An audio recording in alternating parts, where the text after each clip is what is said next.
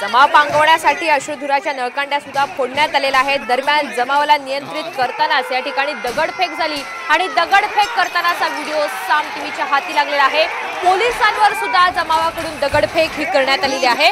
बांगलादेशात हिंदूंवर झालेल्या अत्याचाराच्या विरोधात आज नाशिकमध्ये खरतर सकल हिंदू समाजाकडून नाशिक जिल्हा बंदची हाक देण्यात आलेली होती। बंदची हाक देण्यात आल्याच्या नंतर सकल हिंदू मोर्चाला नाशकात हिंसक वळण लागलं। हिंदू मोर्चातील दगडफेकीचा हा व्हिडिओ आपण पाहतोय। कशा पद्धतीने मोर्चात सहभागी झालेले हे तरुण थेट पोलिसांवरच दगडफेक करतायत।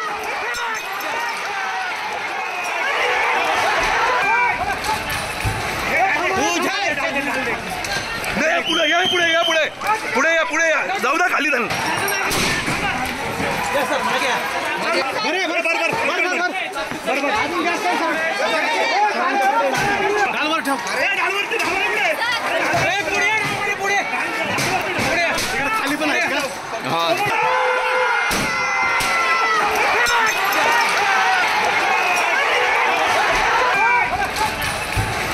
तर सकल हिंदू समाजाच्या आवाहनाला अनेक व्यापाऱ्यांनी आणि दुकानदारांनी सकारात्मक प्रतिसाद देत आपली दुकानं बंद ठेवली। मात्र काहींनी याला प्रतिसाद दिलेला नाही। दुकानं ही सुरू ठेवण्यात आलेली होती आणि त्याचमुळे दोन गटात हा तणाव निर्माण झाला, हा वाद निर्माण झाला आणि त्यानंतर ही सगळी परिस्थिती उद्भवलेली आहे। हिंदू मोर्चातील दगडफेकीचा हा व्हिडिओ आपण पाहतोय। सकल हिंदू मोर्चाला नाशकात हिंसक वळण लागलेलं आहे।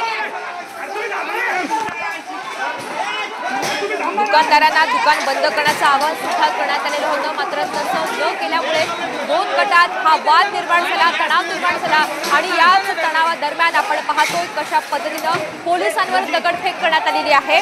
जमाव पांगवण्यासाठी अश्रुधुराच्या नळकांड्या सुद्धा फोडण्यात आलेल्या होत्या। मात्र या मोर्चात सहभागी झालेल्या काही आंदोलकांनी पोलिसांवर दगडफेक करण्यास सुरुवात केली। जमावाला नियंत्रित करताना ही दगडफेक झालेली आहे आणि पोलिसांवरच जमावाकडून ही दगडफेक करण्यात आली आहे। पुढे जाऊ द्या खाली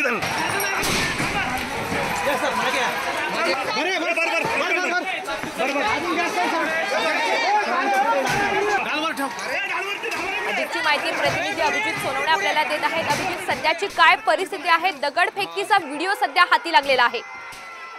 खरं जुन्या नाशिक मधल्या परिसरामध्ये दगडफेक काही वेळापूर्वी करण्यात आलेली आहे। पोलिसांकडून दोन्ही गटाच्या जमावाला पांगवण्याचा प्रयत्न सध्या सुरू आहे। अश्रुधुराच्या नळकांड्या देखील पोलिसांकडून फोडण्यात आलेल्या आहे आणि एकूणच परिस्थितीवर नियंत्रण मिळवण्यासाठी सध्या पोलीस शर्थीचे प्रयत्न करताना आपल्याला पाहायला मिळतात। मात्र जमाव आक्रमक आहे, दोन्ही गटाकडचे जमाव जो आहे तो आक्रमक आहे। त्यामुळे पोलिसांना समोर सर्वात मोठं आव्हान सुरुवातीचं जे आहे ते या जमावाला शांत करण्याचं, दोन्ही गटाकडच्या जमावाला शांत करण्याचं आव्हान पोलिसांसमोर आहे। त्यामुळे पोलीस सध्या दोन्ही गटाच्या जमावाला शांत करण्याचे प्रयत्न करतात आणि आता काही वेळापूर्वी जुन्या नाशिकमध्ये पुन्हा एकदा जमाव त्या ठिकाणी एकत्र जमलेला होता, आक्रमक झालेला होता आणि दगडफेकीला सुरुवात करण्यात आलेली होती। त्यामुळे या जमावाला पांगवण्यासाठी पोलिसांना अश्रुधुराच्या नळकांड्या फोडाव्या लागलेल्या आहेत। सध्या पोलिसांकडून शर्थीचे प्रयत्न या सगळ्या परिस्थितीवर नियंत्रण मिळवण्यासाठी केले जात आहेत। मात्र सध्या तरी परिस्थिती जी आहे ती अजूनही तणावपूर्ण बनलेली आपल्याला जुन्या नाशिकच्या परिसरामध्ये पाहायला मिळते।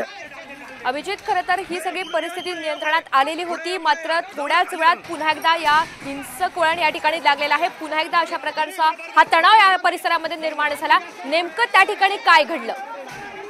काही वेळापूर्वी त्या ठिकाणी जुन्या नाशिकच्या दूध बाजार परिसरामध्ये दगडफेक करण्यात आलेली होती।